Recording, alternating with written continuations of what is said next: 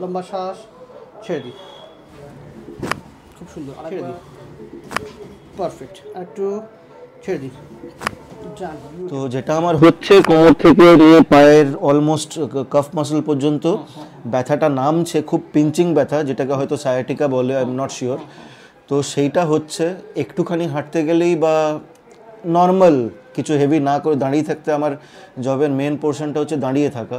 তো সেই একটুখানি বেশি দাঁড়িয়ে গেলে বা একটুখানি এক্সারশন হলেই আর পারা যাচ্ছে না। এখন কেমন ফিল করছেন এই ট্রিটমেন্টের পরে? সব কিছু এখন কেমন ফিল করছেন? ডেফিনেটলি স্যার আগের থেকে বেটার। মানে এখন রিসেন্ট টাইমসে তো আর কিছু ব্যথা বাড়াবাড়ি ব্যথা ফিল করছি না, অন অ্যান্ড অফ অল্প স্বল্প ব্যথা রয়েছে, বাট সেরকম কিছু ফিল করছি না। আর আমি আপনার সঙ্গে কন্ট্যাক্টে থাকবো, আমি কলকাতাও কিছুদিন থাকবো না, আপনার সঙ্গে কন্ট্যাক্টে থাকবো, কিছু দরকার হলে ডেফিনেটলি আপনাকে। Sure. Thank you so much. Thank you. নমস্কার, আমি doctor PS Niyogi, osteopathy and chiropractic specialist. আজ আমাদের সঙ্গে যিনি আছেন উনি একটু নেভিতে আছেন। কী সমস্যা একটু ওনার মুখ থেকে শুনবো, কিন্তু কী প্রবলেম আমাদের দর্শক বন্ধুদের একটু বলুন। স্যার ব্যাক ইন 2004 একটা হেভি মার্বেল পলিশের মেশিন ওঠাতে গিয়ে ব্যাকবোনে লেগেছিল। তারপরে ফার্দার এমআরআই করার দেখা গেছে যে L4 L5 এর মধ্যে মানে মিসঅ্যালাইন্ড হয়ে গেছিলো। আর এখন রিসেন্ট লাস্ট ইয়ারের একটা এমআরআই করেছিলাম, তাতে একটা নার্ভ কম্প্রেশন হচ্ছে দেখা যাচ্ছে, অ্যান্ড ডায়ামিটার 7 mm চলে এসছে। তো যেটা আমার হচ্ছে কোমর থেকে নিয়ে পায়ের অলমোস্ট কাফ মাসল পর্যন্ত ব্যথাটা নামছে, খুব পিঞ্চিং ব্যথা, যেটাকে হয়তো সায়াটিকা বলে, আই এম নট শিওর। তো সেইটা হচ্ছে একটুখানি হাঁটতে গেলেই বা নর্মাল কিছু হেভি না করে দাঁড়িয়ে থাকতে, আমার জবের মেন পোর্শনটা হচ্ছে দাঁড়িয়ে থাকা। তো সেই একটুখানি বেশি দাঁড়িয়ে গেলে বা একটুখানি এক্সারশন হলেই আর পারা যাচ্ছে না, বেসিক্যালি এটাই। এটা এতদিন আছে, আপনার আগে কোনো ডক্টর দেখিয়েছেন? হ্যাঁ স্যার, আমি নিউরোলজিস্ট তো অনেক দেখিয়েছি, মেডিসিনও প্রচুর খেয়েছি। লাস্ট ইয়ার আমি ফিজিওথেরাপিও করেছি, কিন্তু জাস্ট টেম্পোরারি কিছুদিনের রিলিফ পেয়েছি। একটা যে মানে ব্যথা হয়ে যাচ্ছে, অন অ্যান্ড অফ ব্যথা হতে থাকছে। গুগল করেছিলাম কাইরোপ্র্যাকটিক ব্যাপারটা নতুন শুনেছি, তারপরে আপনার রেফারেন্স পেয়ে আপনার কাছে এলাম আজকে। আমরা দেখতে পাচ্ছি ওনার কিন্তু প্রবলেমটা অনেক পুরনো, 2004 থেকে বলছিল, তাহলে অলমোস্ট 20 বছর প্লাস কিন্তু হয়ে গেছে। অলমোস্ট 21 বছরের প্রবলেম নিয়ে উনি কিন্তু এসেছেন। একটা ভারী জিনিস তুলতে গিয়ে ওনার একটা লোয়ার L4 L5 L5S1 একটা ডিস্কের ইস্যু হয়েছে। আমরা সেটা এমআরআইতে দেখবো সেখানে। এবং যেটা এপিডি, যেটা অ্যান্টেরোপোস্টেরিয়র ডায়ামিটার যেটা থাকে ক্যানালের, সেটা কিন্তু 7 mm হয়েছে, অনেকটাই কিন্তু ন্যারো সেখানে হয়েছে। নার্ভ কম্প্রেশন হচ্ছে ওনার, কিন্তু সিমটম লেগেরও রয়েছে, রেডিকুলোপ্যাথিটা হচ্ছে, সায়াটিকা যেটা হচ্ছে সেটা লেফটে অলরেডি রয়েছে। কীভাবে আমরা ওনাকে ট্রিটমেন্ট করতে পারি সেটা একটু দেখব, সঙ্গে থাকুন। প্রথমে দেখে নেবো ওনার লাম্বারের যেটা রয়েছে মাসল স্প্যাজম কী আছে, সেটা আমরা এখানে বাইম্যালিউলার অ্যাসেসমেন্ট করে বুঝতে পারি। সাইডে সহজে দেখতে পাচ্ছি রাইট শর্টেন আছে, লেফট লেগ লং আছে। সেখানে আমরা একটু রিলিজ করব।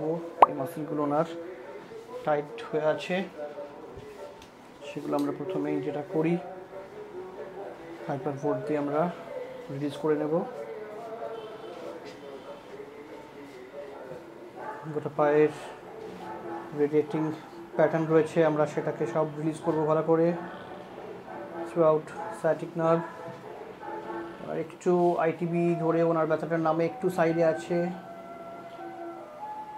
প্রমিনেন্টলি হ্যামস্ট্রিংয়ের ওপরে নয়, ল্যাটারাল হ্যামস্ট্রিং এর সঙ্গে সঙ্গে একটু ইলিওটিবিয়াল ট্র্যাক্ট ধরে ওনার নামে।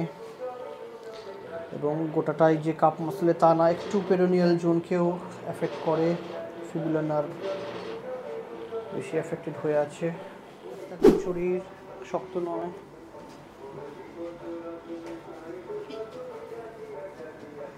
ভয় পাবেন না, একদম রিল্যাক্স থাকবেন শরীর। লম্বা শ্বাস, ছেড়ে দিই। খুব সুন্দর, আরেকবার ছেড়ে দিই। পারফেক্ট, আরেকটু ছেড়ে দিই। আমরা অ্যাডজাস্ট করেছি, রিলিজও করেছি। এটা যেহেতু ওরা রেডিয়েটিং প্যাটার্ন রয়েছে, রেডিয়েটিং প্যাটার্নটাই আমরা যেটা ট্রিটমেন্ট করব সেটা কিন্তু একটু অন্যরকম প্যাটার্নে আমরা এটা করছি। আমরা ওনার কিছু কিছু জায়গা যে মাসল প্রবলেম হয়ে রয়েছে, গ্লুটিয়াস মিডিয়াস থেকে শুরু করে আইটিবি ল্যাটারাল হ্যামস্ট্রিং করে আমরা সেগুলো নিডল করব। নিডলিংয়ের সঙ্গে সঙ্গে কিন্তু আমরা সাইটিক নার্ভকেও কিন্তু আমরা স্টিমুলেট করবো একসঙ্গে। সো টেন্সের সঙ্গে একই কোর্সে কিন্তু আমরা মাসেলকেও কভার করব, সঙ্গে সাইটিক নার্ভকেও কভার করব। এটা কিন্তু খুব ভালো রেসপন্ড করে। সঠিক মাসেল নির্বাচন করা খুব জরুরি, ঠিক করে ঠিক মাসেল ঠিক ফাইবারে ঠিক করে যেখানে স্ট্রেন বেশি আছে এক্স্যাক্ট পয়েন্টে আমরা ডিল করব। খুব সুন্দর সেটা ওনার আমরা আগে থেকে পয়েন্ট করে রেখেছি। আপনারা যারা ভিডিও দেখেন জানেন আমি আগে থেকে পয়েন্ট করে রাখি। ওনার কাপ মাসেল থেকে স্টার্ট করে হ্যামস্ট্রিং, ওপরে গ্লুটিয়াস, মিডিয়াস সব মাসেলের সুন্দর কিন্তু আমরা নিডলের সঙ্গে সঙ্গে নার্ভকেও স্টিমুলেট করব। মাসেল আর নার্ভ একসঙ্গে স্টিমুলেট করব, তাতে আমরা খুব ভালো রেসপন্স পাবো। আমরা এখানে নিডল করা হয়ে গেছে, এটা আমরা 15 মিনিটের জন্য রাখবো এবং এর সঙ্গে সঙ্গে সাইমultaneously একসঙ্গে আমরা নার্ভটাকে স্টিমুলেট করব টেন্স দিয়ে। হয়ে গেছে, খুব সুন্দর ট্রিটমেন্টে রেসপন্ড করেছে। আমরা রিলিজ করেছি, কিছু এমইটি ছিল, এমএফআর ছিল, সেগুলো করেছি, কাইরোপ্র্যাকটিক অ্যাডজাস্ট করেছি অ্যান্ড নিডলের সঙ্গে খুব সুন্দর একটা কম্বাইনে আমরা একটা স্টিমুলেশন করি টেন্স দিয়ে নার্ভটাকে, ওতেও ভালো রেসপন্ড করে। আমরা সেই সব করেছি। উনি সাহেব এখন কেমন আছেন একটু জিজ্ঞেস করবো, এখন কেমন ফিল করছেন এই ট্রিটমেন্টের পরে সব কিছু, এখন কেমন ফিল করছেন? ডেফিনেটলি স্যার আগের থেকে বেটার, মানে এখন রিসেন্ট টাইমসে তো আর কিছু ব্যথা বাড়াবাড়ি ব্যথা ফিল করছি না, অন অ্যান্ড অফ অল্প স্বল্প ব্যথা রয়েছে বাট সেরকম কিছু ফিল করছি না। আর আমি আপনার সঙ্গে কন্ট্যাক্টে থাকবো, আমি কলকাতাও কিছুদিন থাকবো না, আপনার সঙ্গে কন্ট্যাক্টে থাকবো, কিছু দরকার হলে ডেফিনেটলি আপনাকে। Sure. Thank you so much. Thank you. দেখতে পাচ্ছেন উনি কিন্তু এই ট্রিটমেন্টে কিন্তু অনেকটা বেটার আছে। ওনার যে সিমটমগুলো ছিল এখন কিছু নেই। ওনার কর্মসূত্রে উনি ডেফিনেটলি গোটা পৃথিবী উনি ট্রাভেল করতে হয়, কলকাতায় থাকেন না বেশি। তো উনি যখন আসবেন উনি একটা চিন্তা করছেন যে এটা ট্রিটমেন্টটা তো আমি কলকাতায় থাকা অবস্থায় হলো, যখন আমি বাইরে থাকবো তখন কী আছে, ওনার জন্য কিছু রিহ্যাব এক্সারসাইজ বলে দেবো, কোনো সমস্যা হবে না, সেভাবে নিজেকে মেনটেন করে রাখতে পারবেন। যতটুকু টাইম উনি বাইরে থাকবেন সেটাকে নিজেকে মেনটেন করার মতো যথেষ্ট এক্সারসাইজ আছে, সেগুলো আমরা সব ওনাকে বলে দেবো। উনি নিজেকে কিন্তু সুন্দর মেনটেন করতে পারবেন। তারপরে ওনার যখন টাইম আবার এসে একবার রিভিউ করতে পারেন। আপনারা দেখতে পাচ্ছেন উনি কিন্তু অনেকটাই বেটার আছে। এবং আপনাদের উদ্দেশ্যে বলবো, অস্টিওপ্যাথি বা কাইরোপ্র্যাকটিক যে কোনো মাস্কুলোস্কেলেটাল সমস্যায়, মাস্কুলোস্কেলেটাল সমস্যা বলতে আমি আগেও বলেছি, মাস্কুলোস্কেলেটালের মধ্যে পড়ে আপনার মাসেল, বোন, লিগামেন্ট, জয়েন্ট, ক্যাপসুল, এই যে সমস্যাগুলো আমাদের হয় অর্গান ছাড়া, হার্ট, কিডনি, লাংস, ব্রেন, চোখ, এগুলো ছাড়া যে সমস্যাগুলো আমাদের ওপরের শরীরের যেটা মাস্কুলোস্কেলেটাল সমস্যা, সেগুলো কিন্তু কাইরোপ্র্যাকটিক বা অস্টিওপ্যাথিতে খুব ভালো রেসপন্ড করে, কোনো মেডিসিন ছাড়া, কোনো সার্জারি ছাড়া।